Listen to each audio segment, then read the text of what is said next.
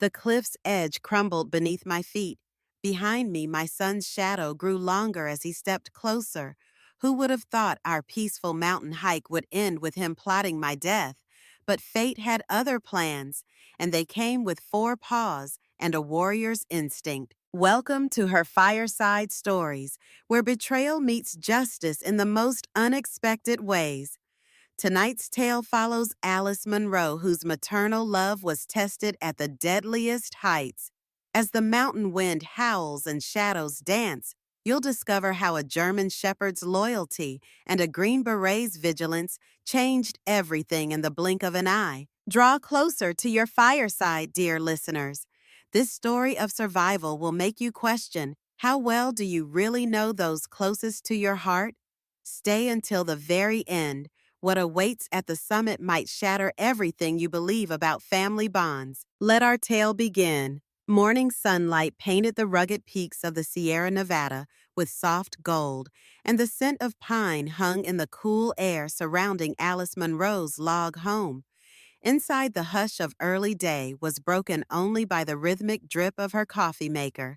Alice, silver-haired at 66, found quiet solace in those dawn hours when the rest of the town still slept.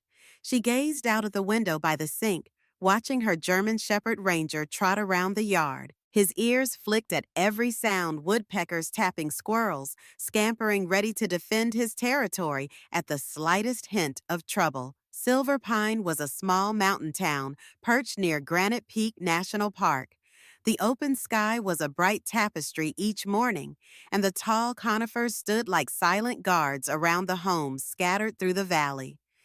Alice had lived in this cozy log dwelling for more than 2 decades. It was where she had raised her son Dylan and where she had nursed her husband before he passed 7 years earlier. Now a widow, she cherished this patch of land with a fierceness that belied her gentle manner. Her days had a simple rhythm, a morning routine with coffee and ranger's breakfast, volunteer shifts at the local clinic, and evenings reading by the fireplace. But this particular morning felt different. There was a subtle tension in the air, an inexplicable weight pressing down on her thoughts. As Ranger sniffed at the fence line, Alice took a tentative sip of black coffee, trying to shake off her unease. She resolved that once her neighbor Hank Lawson was up, she'd drop by and see if he wanted to join her for lunch in town. Hank was a retired Green Beret major, a stoic man who spoke sparingly but exuded a quiet warmth. He'd moved here 5 years ago seeking a calm life among the pines, though Alice suspected he was drawn to the rugged land in part because it reminded him of training grounds from his military days. As she mused about Hank's knack for turning even the simplest conversation into a lesson in preparedness, like the time he insisted on teaching her how to track footprints in mud, the distant roar of a motor broke the morning stillness. Over the rise came a battered SUV rattling its way along the gravel drive. Alice recognized it immediately as Dylan's. His unannounced visits were typically cause for delight. She hadn't seen him in months, save for the occasional video call. Yet something in her gut twisted as she set down her mug. Why would he show up so early, practically at dawn, without sending word?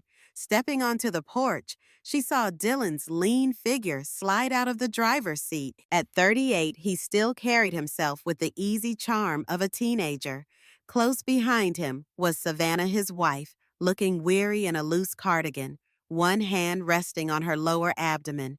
Dylan lifted a hand in greeting, a sheepish half smile tugging at his lips. "Hey, Ma, we need a place to stay for a bit."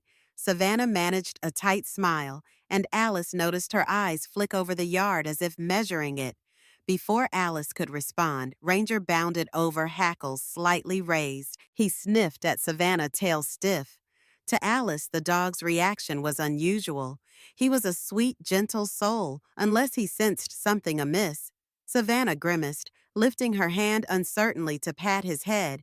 In that moment, Alice's apprehension flickered into something sharper, a suspicion that perhaps this morning heralded trouble beyond simple family tension. Alice ushered Dylan and Savannah inside, feeling the tingle of old maternal instincts mixed with a new disquieting alertness. The living room still wore the rustic, homey touches of her late husband, a collection of fishing lures pinned to a cork board, a worn-out rocking chair near the fireplace, and photographs from decades past lining the mantel. In one, Dylan was just a boy laughing as his father helped him reel in a trout from the lake. Another showed Alice and her husband on their wedding day in front of a little chapel. The memories felt bittersweet now, coloring the tension that had arrived with her visitors. Savannah crossed the threshold with careful steps, as though afraid to scuff the floorboards.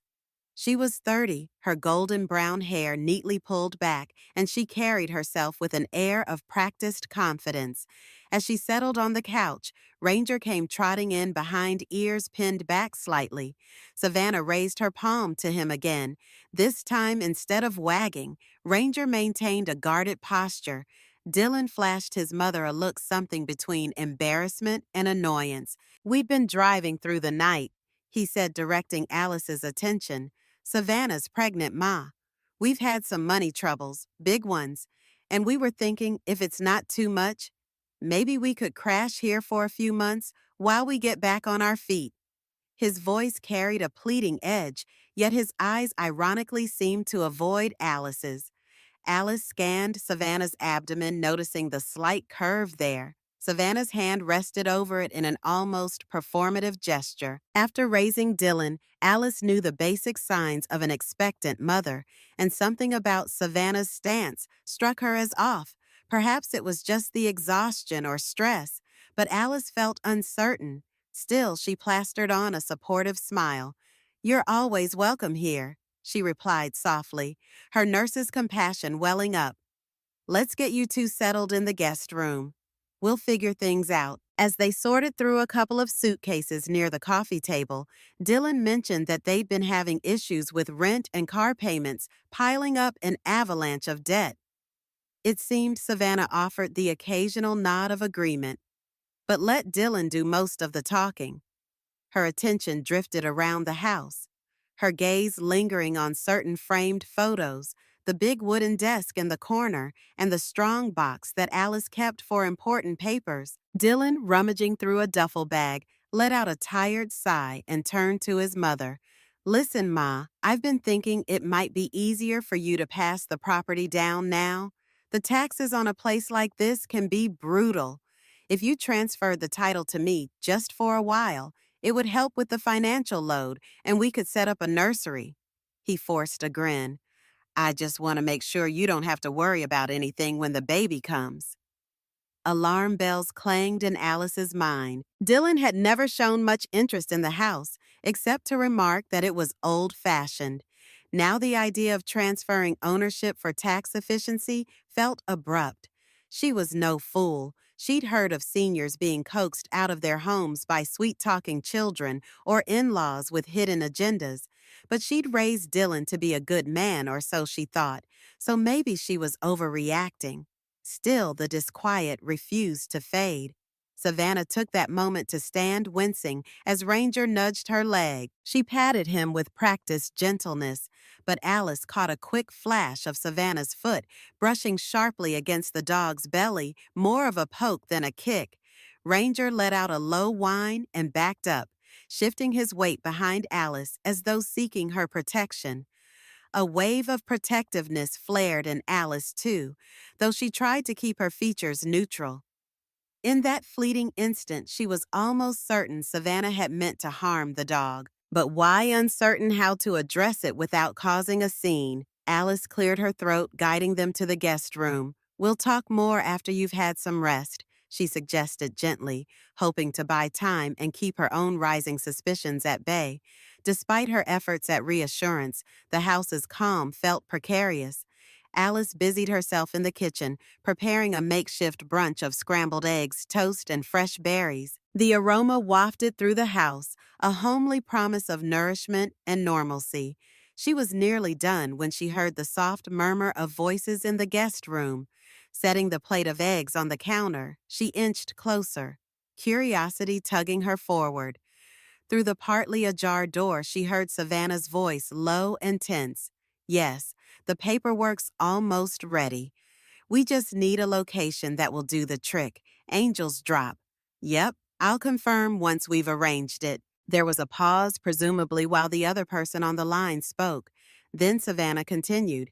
Don't worry, the old woman won't suspect a thing, and the policy is there, so we'll collect. Once it's done, Alice's heart hammered against her chest.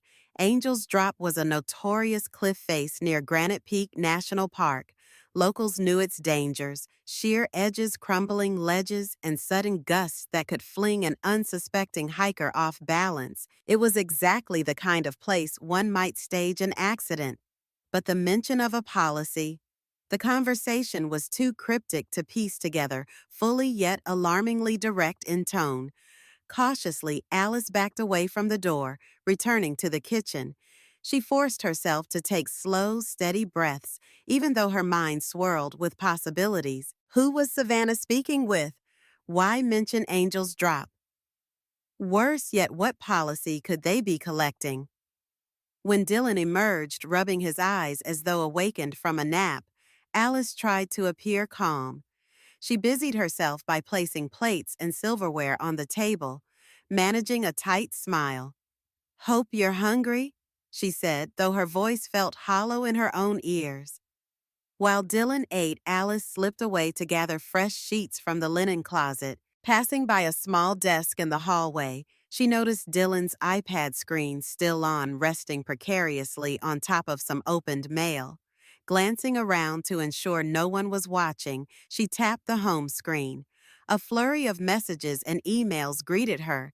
At first, it was just mundane spam and overdue bill alerts. Then a highlighted document stood out. Life insurance, 2 applicant, Alice Monroe. Alice's breath caught in her throat.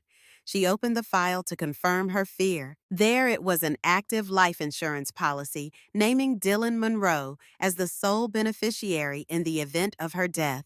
The sum was staggering $2 million. Her hands shook, nearly dropping the device. She wanted to believe there was some innocent explanation, but given Savannah's ominous phone call, the puzzle pieces were aligning in a sinister shape. She returned the iPad carefully, her mind racing. Was this a recent policy or something Dylan had arranged long ago? The date on the digital form showed it was less than a month old. She felt her pulse pounding, a mix of betrayal and anger fueling her. Pressing a hand to her mouth, she had to gather every ounce of will to stifle the trembling in her fingers. Alice knew she was no longer dealing with a simple request for a place to stay. Something far darker lurked beneath their sudden arrival and talk of transferring the house title. Her heart felt leaden.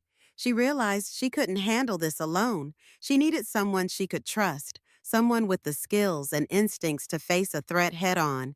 Hank Lawson, with his military background and unflappable demeanor, was the only person who came to mind. Not an hour later, Alice found herself crossing the dirt path that led from her front porch through a thin stand of pines to Hank Lawson's cabin. Her heart still throbbed with adrenaline from what she'd discovered. She kept glancing back, worried that Dylan or Savannah might notice her leaving, but they seemed otherwise occupied. Dylan was outside fussing over the SUV's engine, and Savannah had retreated to the guest room again, presumably to place more hushed phone calls. Hank's cabin was slightly smaller, but nestled amid tall pines that offered a layer of seclusion. Alice paused at the edge of the clearing, inhaling the crisp air, and tried to muster a calm facade. She tapped on Hank's front door, not wanting to barge in on him unannounced. After a few seconds, the door opened to reveal the tall, wiry figure of the retired Green Beret. His sun-weathered face creased into a faint smile when he saw her. Alice, he greeted, stepping aside so she could enter. Everything all right? His voice held its usual low steadiness, but there was concern in his eyes. She slipped into the cabin, quickly noting the practical furnishings: a single armchair, a modest dining table, a rifle mounted on the wall. The space was tidy with only a few personal touches, an old photograph of Hank in uniform, a medal in a glass case. She felt a momentary pang of guilt for what she was about to dump on him, but there was no choice. Taking a seat, she wasted no time. She recounted how Dylan and Savannah had arrived unannounced, the strange call she overheard, and the chilling discovery on Dylan's iPad, the $2 million life insurance policy. As she spoke, Hank's expression darkened, though he kept quiet until she finished. When she was done, her eyes brimmed with tears. She tried to hide. "I can't believe my own son would—" She trailed off, shaking her head. "I don't know what to do, Hank. If I confront him outright and I'm wrong somehow, then I've destroyed what's left of our relationship. But if I ignore it, I could end up dead." Hank folded his arms, gaze steady. "First off, let's not jump to conclusions about being wrong," he said bluntly. "This lines up with certain patterns. I've seen people who think they can get away with an accident for an insurance payout. You mentioned Angel's Drop. That's a known hazard. They might be planning to lure you out there and stage a fall." Alice's mind spun. Hearing the words aloud made it all more real. Hank went on, "Stay calm. You can't tip your hand, and you should never go anywhere isolated with them, especially near a dangerous cliff." He stood up and began pacing the methodical side of his training, taking over. "We need hard evidence, and we need to ensure your safety first." "Evidence?" Alice asked, voice raw with confusion.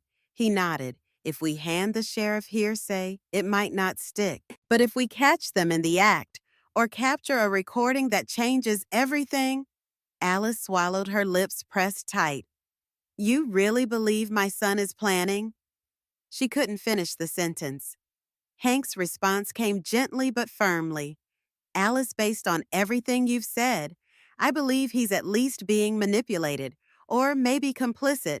Either way, we'll prepare. You're not alone in this." Over the next few days, Hank's tactical experience shone through as he guided Alice in what he called low-profile security measures. First, he installed tiny motion sensors around the perimeter of her house. They were cleverly concealed near doorways, windowsills, and the edges of the porch. The sensors would sync with a small receiver that Alice could tuck in a pocket, letting her know if someone was creeping around outside at odd hours. Then came the button cam wearables. Hank handed Alice a small, ordinary-looking jacket button with a pinhole lens embedded in the center. "Clip this to your shirt or a coat, or even on a backpack strap. We might get a chance to record them talking about their plan, especially if they try to push you into something."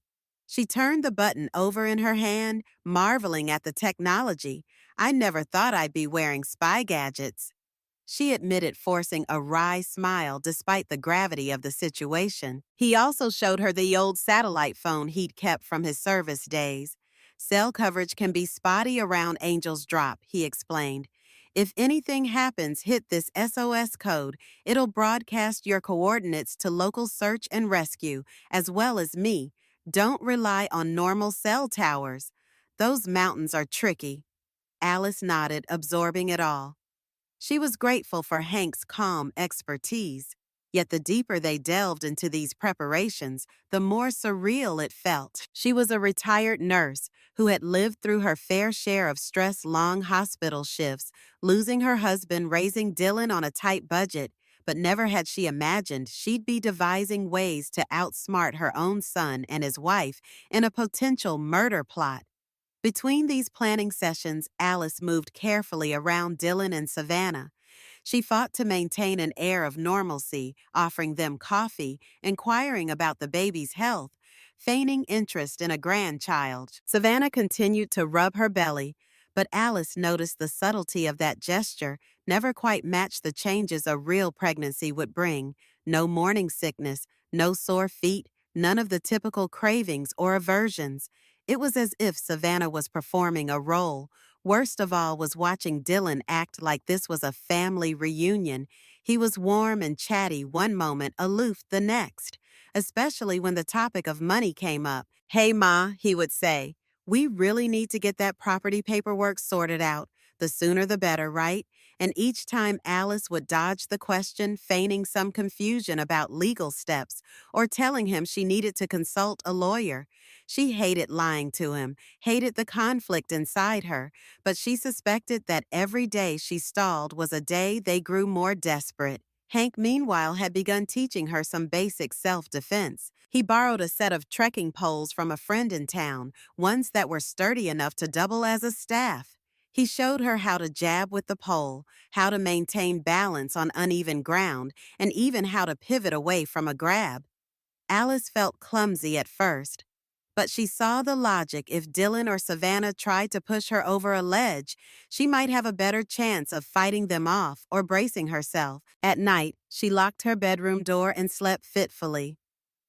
Ranger by her side, unable to rid her mind of the insurance policy's ominous words, she tried not to let her sorrow overshadow her resolve. She would protect herself and, if possible, bring her son back from whatever dark path he'd taken. But if it came to a test of survival, she knew she had no choice but to fight. One evening, just as dusk began to cloak Silver Pine, Ranger vanished. Normally, he stayed close to Alice, especially at night, content to lounge on the porch or guard the yard. But when Alice stepped outside to call him for dinner, there was no sign of his proud, upright ears or wagging tail. She felt an immediate pang of worry.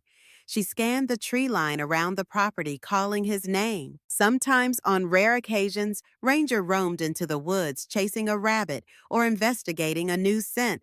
But as an hour stretched into two, Alice became increasingly anxious. She grabbed a flashlight and roved the property, the beam slicing through shadows. Hank joined her quietly, methodical, scanning the ground for footprints or signs of a struggle. In the kitchen, Dylan and Savannah offered unhelpful comments, each in their own way. Dylan shrugged, eyes flicking toward the front door with disinterest. "Dogs wander," he remarked. "He'll come back," Savannah echoed. "He's probably off chasing something. He's a big boy. He can handle himself." Her voice held a note of something that made Alice's blood run cold, though she couldn't place exactly why. It wasn't until the next morning that Ranger returned, limping slightly, as he made his way across the yard. Alice rushed to him, heart in her throat. She knelt and examined him, a faint bruise-like mark around his neck, as though someone had looped a rope or cord and pulled tight. Rage mingled with sorrow as she ran her hands over his muzzle, checking for further injuries. Ranger responded to her gentle touch with a soft, grateful lick of her hand. It was clear to Alice and Hank that this was no accident.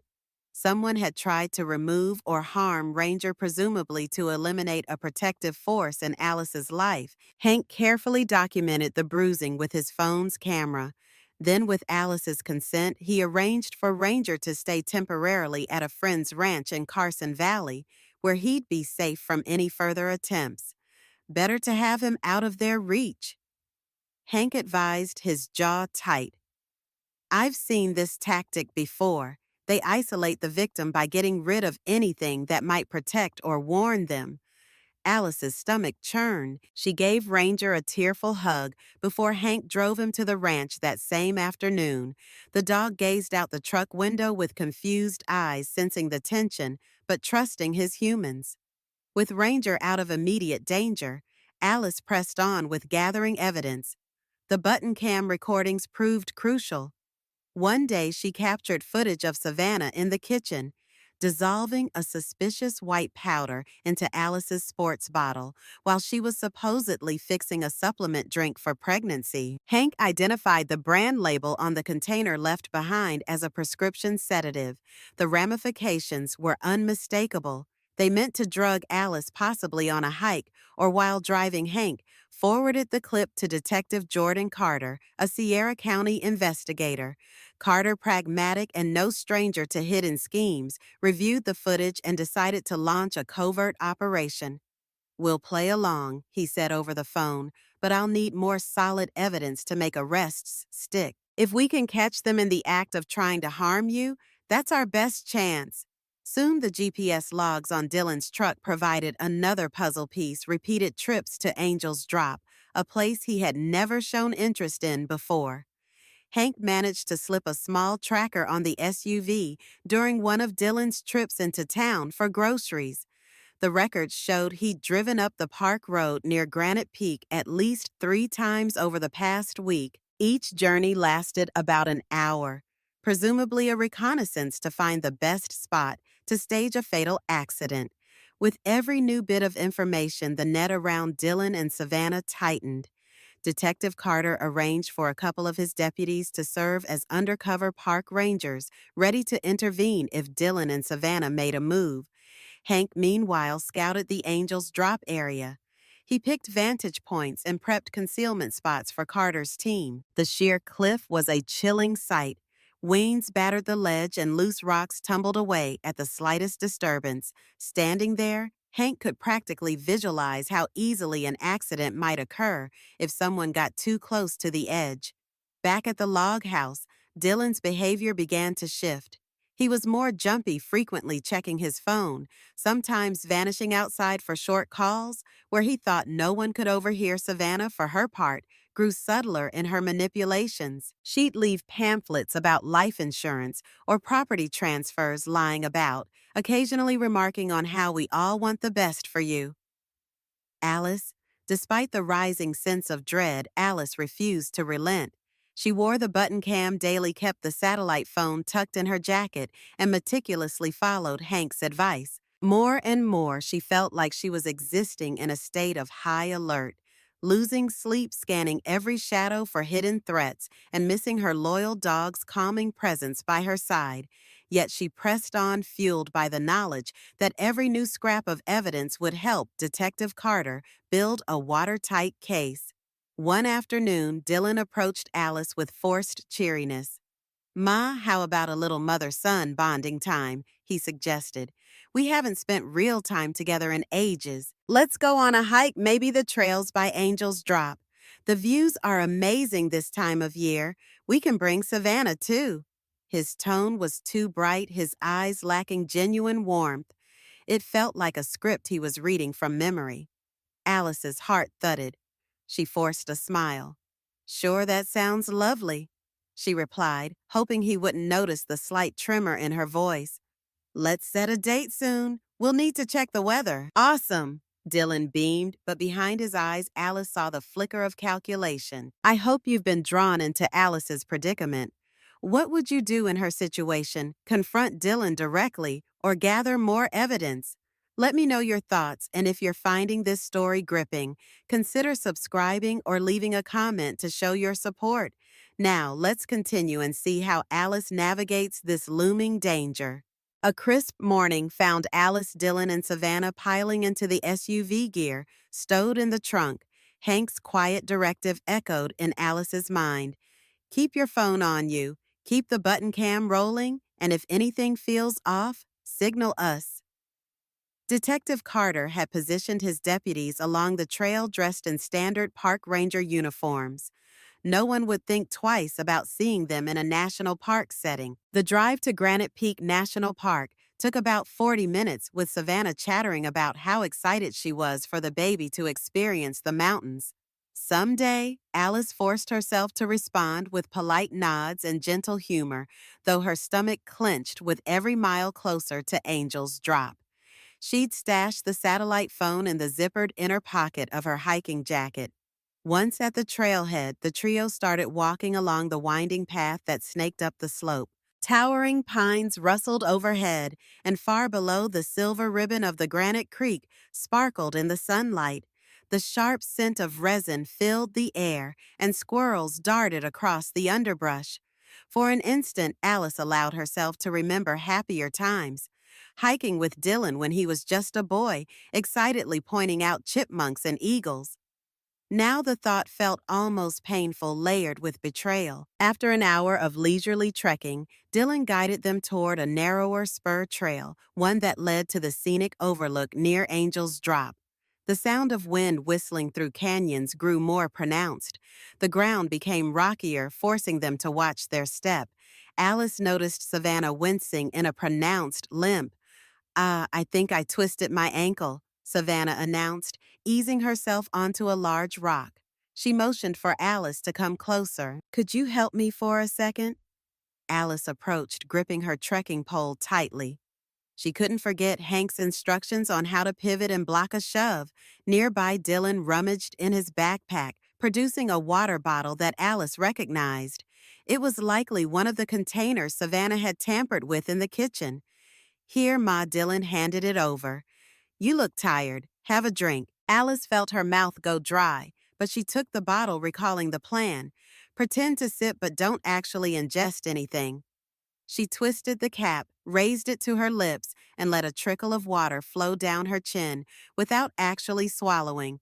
She made a show of wiping her mouth as if absent-mindedly. Then she feigned a woozy step backward, letting out a soft groan. You okay, Mom? Dylan asked, stepping closer.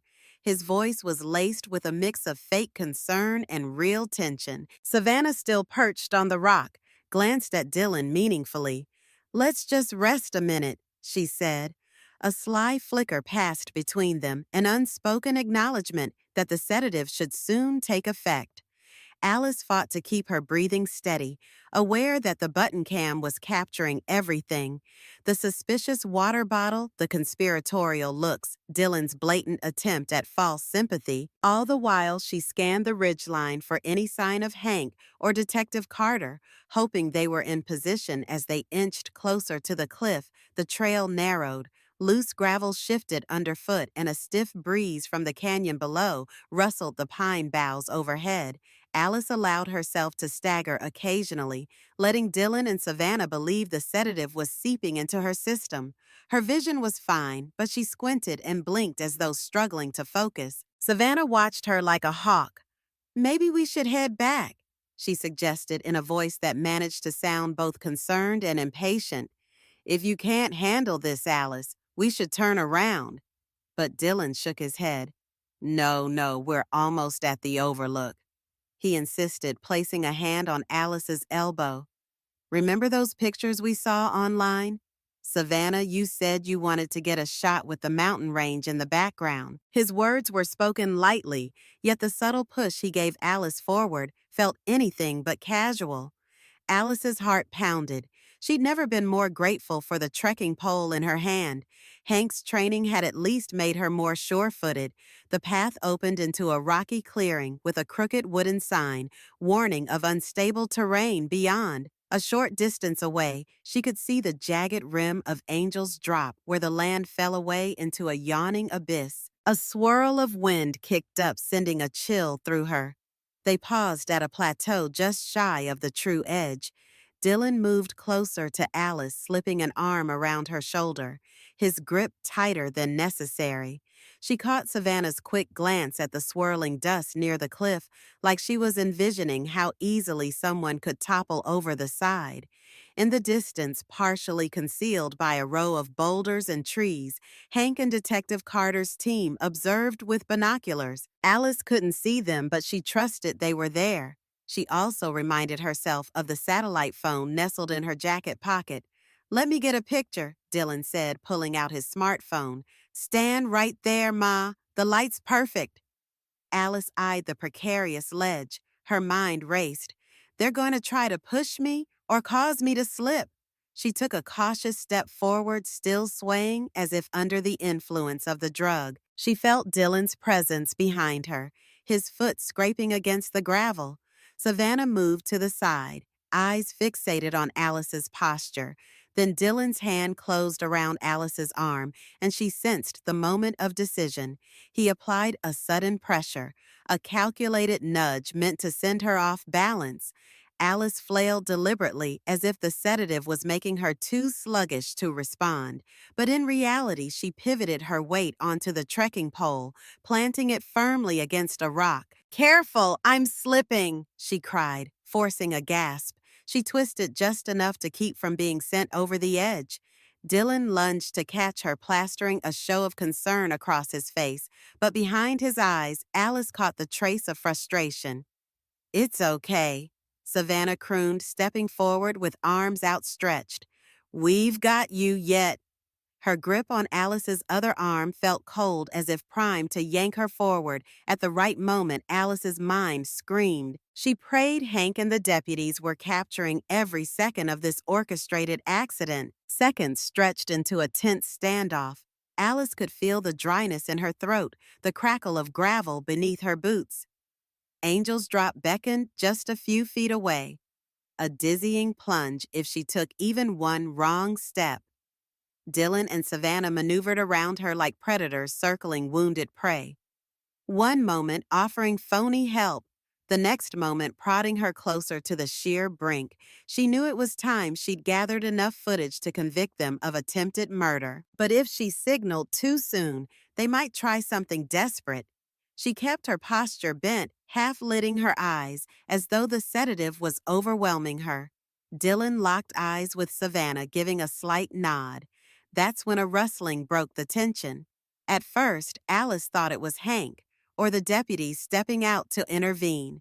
But instead, from behind a cluster of rocks, a flash of familiar fur bounded into view. Ranger. Somehow the German shepherd had slipped away from the ranch and tracked her here. A joyous, frantic bark filled the air as he sprinted toward Alice. The dog's appearance sent Savannah reeling. She had no time to mask her shock, stumbling back and raising her hands defensively. Dylan let out a curse of disbelief. What the he began? But Ranger cared little for his words. He lunged for Savannah's arm, not viciously aiming to maim, but clamping down enough to hold her. Savannah shrieked, her composure shattered as she tried to pry the dog off. The sudden chaotic movement tore the facade to pieces. Dylan panicked, reached for Alice, perhaps to complete the deed before everything fell apart. But Alice was ready. She pretended to stagger, letting her trekking pole clatter to the ground as Dylan leaned in his hands, positioning to shove her. She dropped low, using the move Hank had shown her. In one fluid motion, she thrust upward with her shoulder, throwing Dylan off balance. He stumbled, arms pinwheeling, and had to scramble not to pitch himself over the cliff's edge. At that precise instant, a new sound echoed across the rocks. A sharp whistle from Hank signaling the strike. Detective Carter and two deputies emerged from their hidden vantage sidearms, drawn voices barking commands. Hands up, don't move. Dylan froze. Savannah managed to yank her arm free from Ranger's jaws, but she found herself surrounded.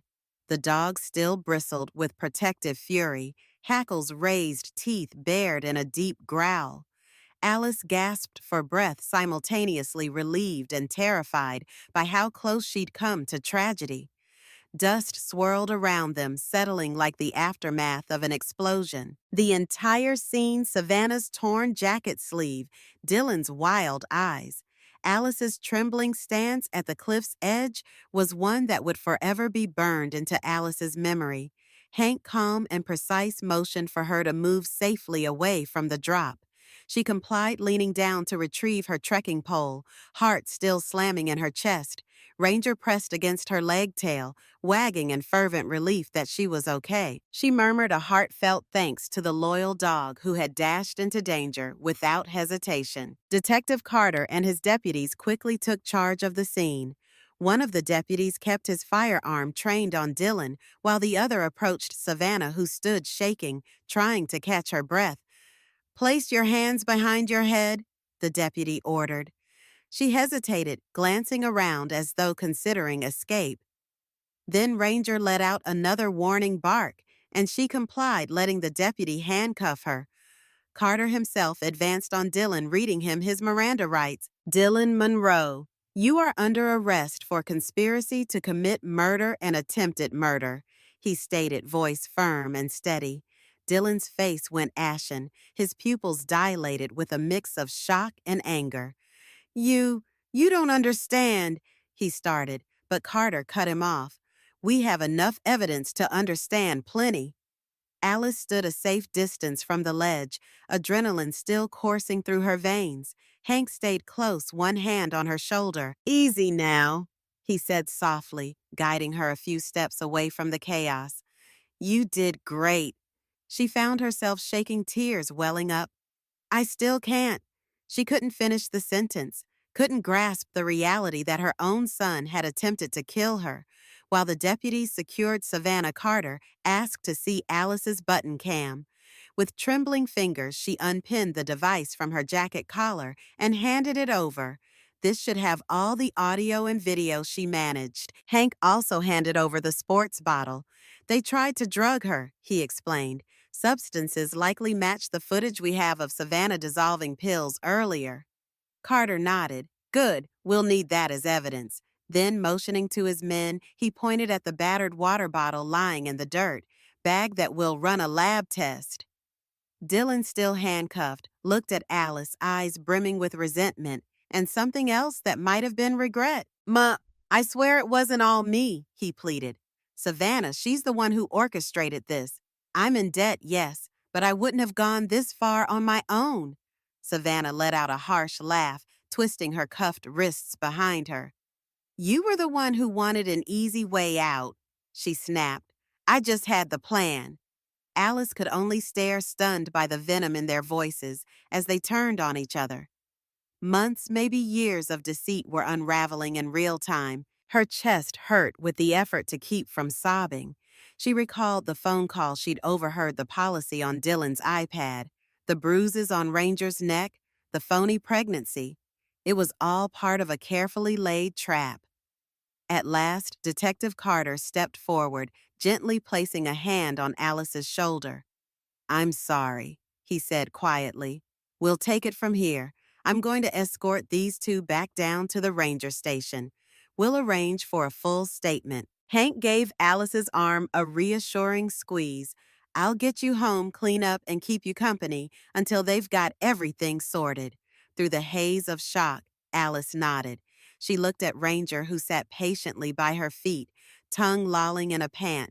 He had saved her life as surely as Hank and Carter had, maybe more so. She reached down to ruffle the fur on his neck, tears finally slipping free. Before the deputies led Dylan and Savannah away, Alice found her voice. I need to say something, she managed. Stepping forward with Ranger at her side, Dylan turned, lips parted in a silent plea. Savannah's eyes darted around as though searching for a last-minute escape. Alice took a deep breath, her composure wavering. You two treated me like I was disposable, she said quietly, each word trembling with emotional weight. I gave you love and you took advantage of that, and you almost succeeded in.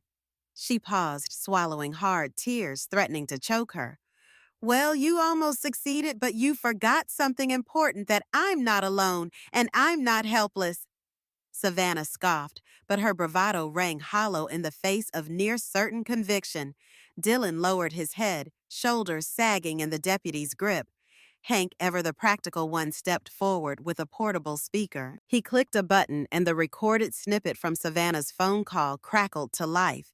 Her voice spilled into the air, sharp and undeniable. Get the paperwork ready. Angel's drop will do the trick. Don't worry, the old woman won't suspect a thing. Savannah twisted her body, trying to cut off the sound. This is entrapment, she spat. We were just. But her words faltered as the deputy cut her off. Detective Carter gestured for Hank to stop the recording. We have enough, he said, turning to Dylan and Savannah. We'll see you both in booking. He nodded to his deputies, who began guiding them down the trail, the path that had nearly become Alice's final steps. As they disappeared around a bend, Hank wrapped an arm around Alice's shoulders. Let's get you off this cliff, he murmured. Cars just down the trail. With her knees feeling like jelly, Alice allowed Hank to help her walk the winding route back. Ranger bounded by her side, more watchful than ever. Nose twitching at every sound, Detective Carter accompanied them, offering a few gentle questions for clarity. What had happened when they first arrived on the overlook? How exactly the dog had intervened, and so on. Alice answered as best she could, though her words felt far away, as if she was hearing them echoed in a tunnel. Upon reaching the parking lot, a wave of relief washed over her at the sight of uniformed officers, patrol cars, and bystanders unaware of the drama that had just played out above them. For a moment, she felt vulnerable, as if she might collapse from the emotional weight. But Hank's presence steadied her. Carter parted ways with them, promising to be in touch. "We'll get everything filed," he assured Alice. "Stay safe. And I suggest you don't go back to the house alone until we've done a thorough search for any other nasty surprises they might have left." Hank placed a comforting hand on her back. "Don't worry," he said, voice low. "We'll handle that together." Alice nodded, murmuring a thank you. She could barely project. As they climbed into Hank's vehicle, she let her gaze drift over to Ranger, who settled on the back seat. He looked back at her with bright, trusting eyes. "Good boy," she whispered, stroking his head.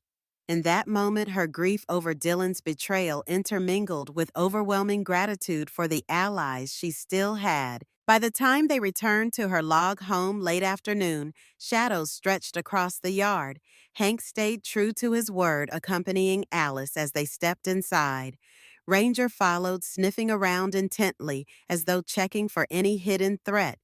The place was still in disarray from Dylan and Savannah's stay bags, half-packed, legal pamphlets strewn on the coffee table, and air mattress partially inflated in the corner. Alice made a slow circuit of each room, turning on lights as though chasing away ghosts. She paused at the guest room door, staring at the rumpled sheets. A hollow ache tightened in her chest. "My son slept here. Now he's headed for prison," she said quietly, tears welling up anew. Hank stood beside her, posture solemn. "Alice, what they tried to do to you." He paused, struggling to find the right words. "It isn't your fault." She pressed a trembling hand to her mouth. "I can't stop wondering if I could have done something differently. Raised him better, given him more help when he got into debt. Maybe none of this would have happened." Hank gently guided her away from the room, not allowing her to wallow in self-blame.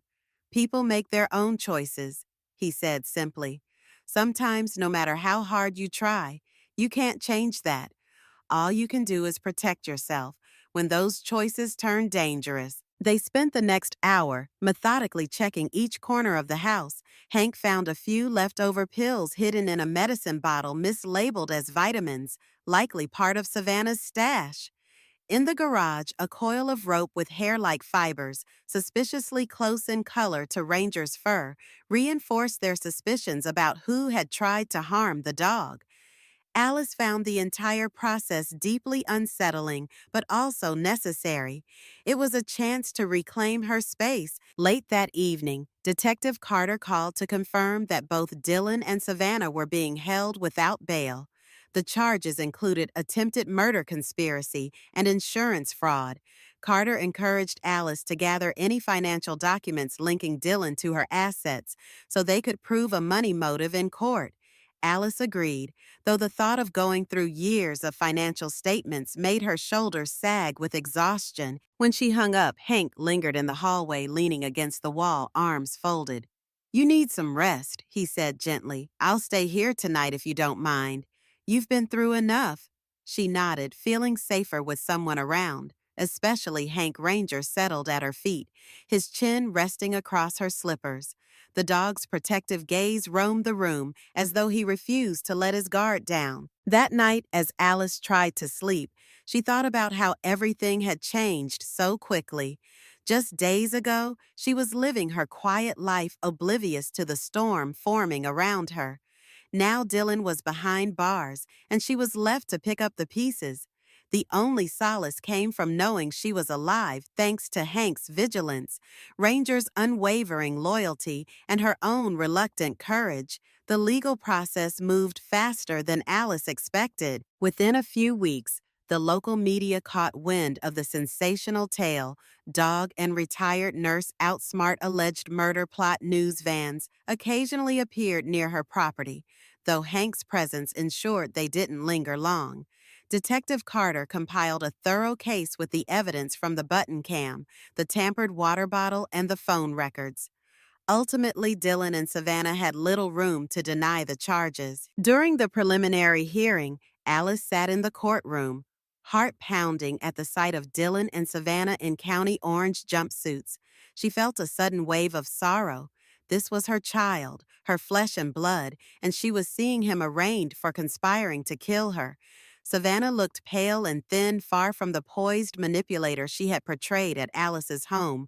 But behind her eyes, there remained a chilling lack of remorse, as if she were more inconvenienced than repentant. The proceedings led to a plea bargain for Dylan, 18 years in state prison for attempted murder conspiracy and related charges. Savannah faced additional federal insurance fraud charges, potentially lengthening her sentence beyond Dylan's. Dylan's last words to Alice were muttered as the bailiffs led him away. "I didn't want this, Ma. I just—" But the words faded into the hum of the courtroom. Alice was left clutching the bench, trying to swallow the lump in her throat. Outside the courthouse, reporters clamored for interviews. Detective Carter shielded Alice from the worst of it, but one local journalist caught her for a brief statement. "I'm relieved justice will be served," Alice said, voice quivering. "I hope anyone going through something similar knows there are people who can help, like Detective Carter, my neighbor Hank, and my dog, Ranger." The story went viral in the region, fueling discussions about elder abuse and inheritance scams. Support poured in from neighbors, old friends, and even strangers who reached out with words of sympathy and encouragement. Some praised Alice's courage, others condemned Dylan and Savannah's betrayal. The heartbreak of it all weighed heavily on Alice, yet she also felt a sense of closure. As she walked out of the courthouse, flanked by Hank and Detective Carter, the autumn sun greeted her warm on her face. She clutched a folder of legal documents that finalized the return of her property title, an ironic victory given all that had happened. Hank stood silent by her side, watchful as ever, while Carter gave her a reassuring nod. In the weeks following the sentencing, Alice found that the rhythm of everyday life helped soothe her wounds. Back in Silver Pine, the weather was turning crisp and golden leaves shimmered along the roads. She spent her days tending to small chores, raking fallen leaves, doing a bit of winterizing around the house, and cooking simple, comforting meals. Ranger shadowed her every step, his keen eyes seeming to sense her lingering unease. Hank visited often, sometimes just for a cup of coffee, other times to walk the woods with her. On one such walk, he suggested an idea that sparked new purpose in her. "With your background as a nurse and now your first-hand experience surviving this ordeal," he said, "what if you taught a self-defense and awareness class at the community center? Could be geared for seniors, help them stay vigilant." At first, Alice demurred. "I'm not exactly an expert in combat," she said with a weary chuckle. "You've learned a lot," Hank countered, "and I'll help with the tactical side. We can call it a senior self-defense program or something like that. Could even include sessions on spotting financial scams." The thought stirred something in Alice, an impulse to take her painful experience and transform it into something constructive. After all, the cunning way Dylan and Savannah had nearly exploited her trust could be used as a cautionary tale. If she could help even one other senior avoid a similar trap, it might be worth the heartbreak she'd endured. She agreed, and word spread quickly.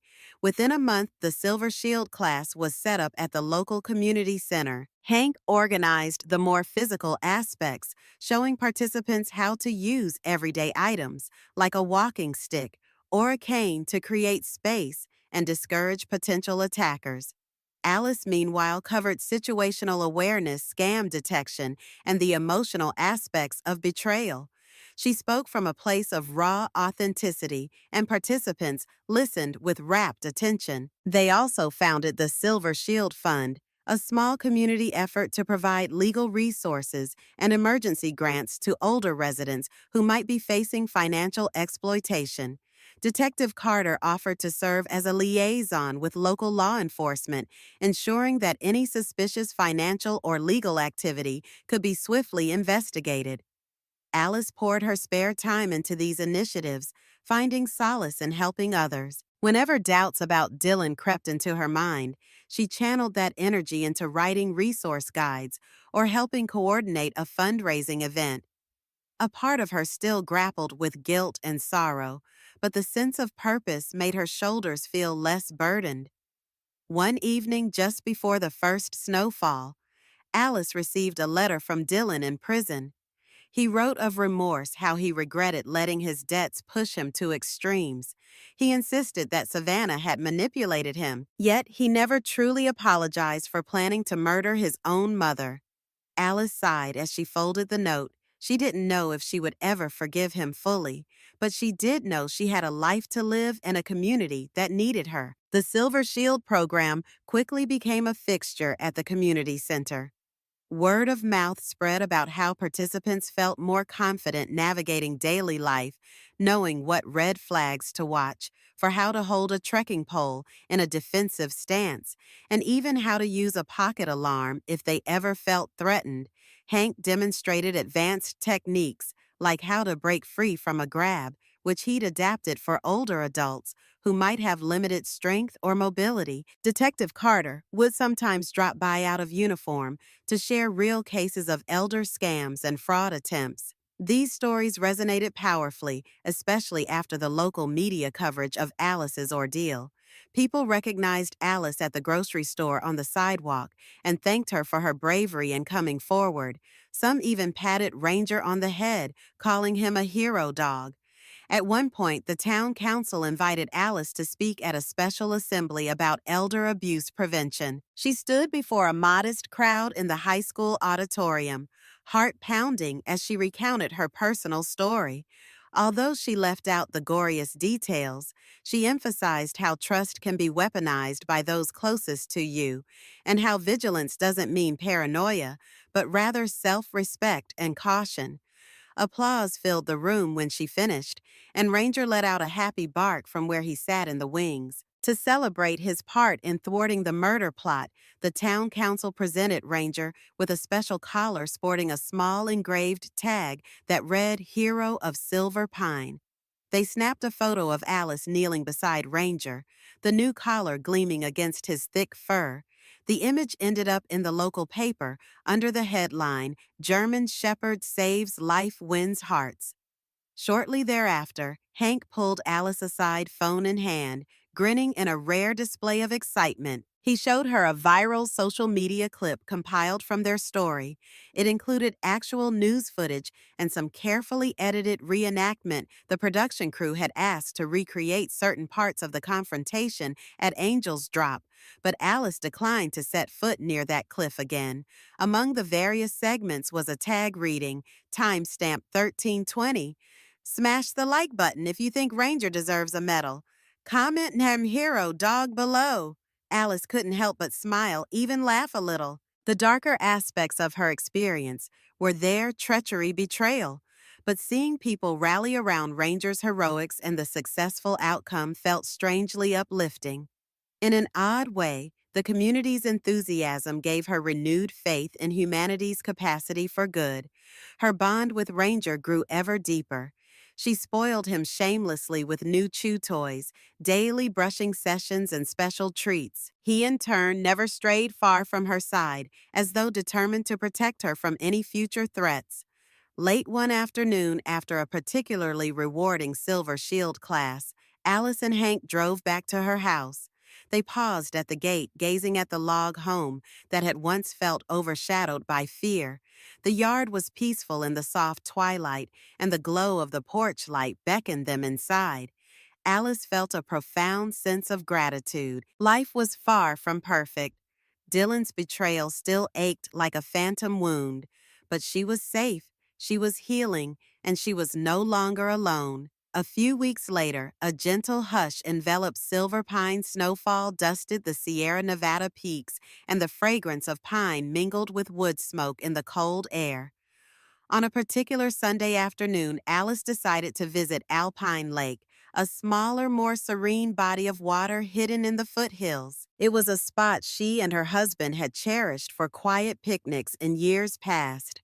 She invited Hank to join her, and he agreed, loading Ranger into the back of his truck for the short drive. They arrived to find the lake's surface partially frozen, along the edges glinting in the pale winter sun. Frost-crusted pines stood like sentinels around the shoreline.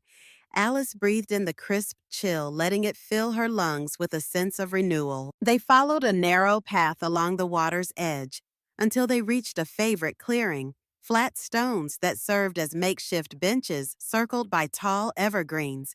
Hank spread out a small blanket while Alice rummaged through a thermos of hot tea and a bag of homemade cookies.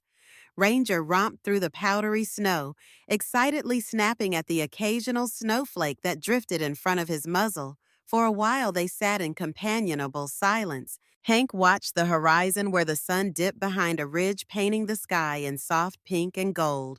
Alice sipped her tea, thinking of her husband's memory of the betrayal she'd survived and of the unexpected sense of hope she now felt. "Sometimes I can't believe it's over," she said softly, glancing at Hank.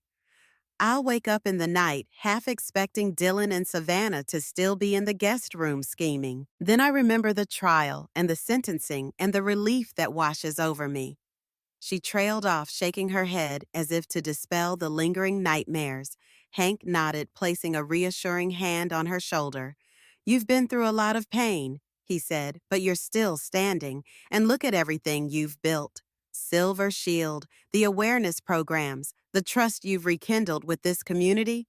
He gestured at Ranger, who bounded back to them with a stick in his mouth. "And that four-legged friend who'd follow you anywhere." Alice chuckled, taking the stick from Ranger's mouth and flinging it across the snow-dusted clearing. "He's a better fetch partner than Dylan ever was," she joked, though the words stung a little even as she smiled.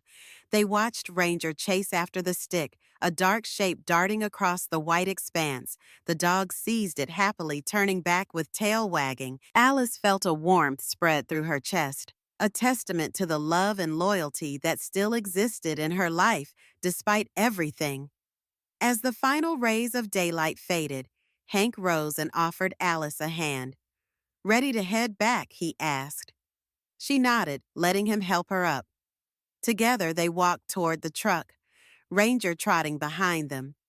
At the edge of the clearing, Alice paused to cast one last look at the lake, tranquil under the twilight sky. "They mistook age for weakness," she murmured. "Forgetting experience is its own kind of armor." Hank nodded in agreement, and with that they stepped into the gentle hush of the coming night, forging a future free from the shadows of betrayal. In the months that followed, Silver Pine settled into its winter lull. The mountain roads were sometimes treacherous with ice, but the locals had their snow tires, their wood piles, and their hardy resilience. For Alice, the season became a time to reflect on the year's events, a time to hold tight to the good that had emerged from a horrifying plot. She continued hosting Silver Shield classes with Hank, expanding the program to include occasional guest speakers on topics like cybersecurity, healthcare fraud, and even wilderness survival techniques. Detective Carter attended one session to demonstrate how to spot counterfeit documents, and the community center was packed that day. Seniors who had once felt powerless now shared tips and strategies, forging friendships that transcended the ordinary. Now and then, Alice's mind would drift to thoughts of Dylan. She wrote to him once more, a letter not of forgiveness, but of honesty. She told him she didn't know if she could ever truly mend the relationship, but she didn't close the door entirely either. She wrote, "I hope one day you'll understand the damage you caused. Until then, I'm focusing on living life with hope and caution and in gratitude to those who stood by me." Ranger took to resting his head on Alice's lap whenever she was lost in these memories, almost as if sensing her emotional state. She would stroke his fur and feel thankful she hadn't lost her life on that cliffside. A tragic footnote for an insurance payout. Instead, she had gained a heightened understanding of what it meant to cherish each breath, each moment of serenity by the fire, each morning walk along a frosty trail. One snowy afternoon, she was tidying up the living room when she came across an old photo album. Inside were pictures of Dylan as a child, his first day of school, family camping trips, birthdays. A sadness laced with wistful fondness overcame her. Her gaze shifted to the new pictures on her phone images of the Silver Shield sessions, the group of seniors proudly holding up walking sticks in a defensive posture.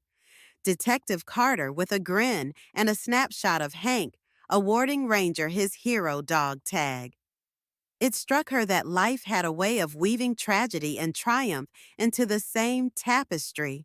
She couldn't erase what had happened, but she could learn from it. She could protect herself and others, and she could embrace the love still present in her life, like the steadfast loyalty of her dog and the unwavering support of a friend like Hank. Standing by the fireplace, Alice placed the album back on the shelf. Then she filled Ranger's bowl with fresh water and watched him lap it up contentedly. Outside, a gentle snowfall continued each flake, a tiny testament that life goes on season after season, challenge after challenge. And as she sipped her tea, gazing out at the silent snowy pines, she knew that her story, though marred by betrayal, was ultimately one of resilience, hope, and the quiet power of refusing to be a victim.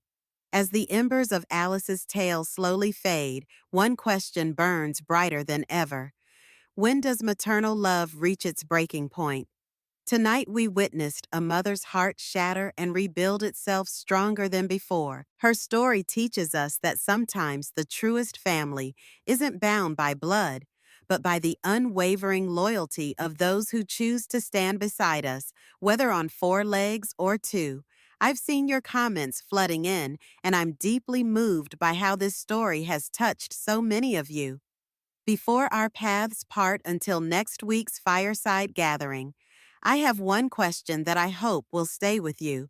If forced to choose between justice and forgiveness, which path would your heart take? Next week, we'll explore another tale that challenges everything we believe about family bonds. The story of a grandfather's sacrifice that echoes through 3 generations. Trust me, you won't want to miss this one. If Alice's journey resonated with you, become part of our storytelling family by clicking subscribe. Your presence here makes these fireside gatherings even warmer. Until we meet again in the gentle glow of our shared hearth, remember, sometimes the bravest thing we can do is protect our own heart, even from those we once sheltered within it. This is her Fireside Stories, where every tale leaves an ember in your soul.